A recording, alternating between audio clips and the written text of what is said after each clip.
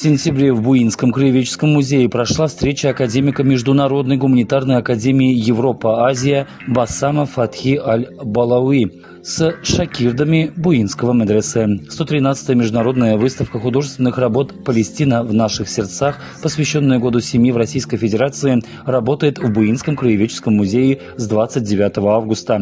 Работы выставляются в рамках социально значимого проекта «Палестина глазами российских и зарубежных художников». Президент региональной общественной организации Общества дружбы и сотрудничества между народами Чувашии и Палестины Басам Фатхи Аль-Балауи подробно ознакомил посетителей выставки с картинами истории их создания. Шакирды с живым интересом слушали и рассматривали картины татарстанских, башкирских, палестинских, арабских и российских художников из разных регионов и городов.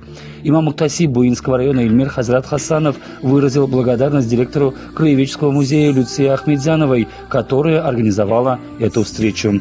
Выставка продолжит свою работу до 30 сентября 2024 года. Добро пожаловать!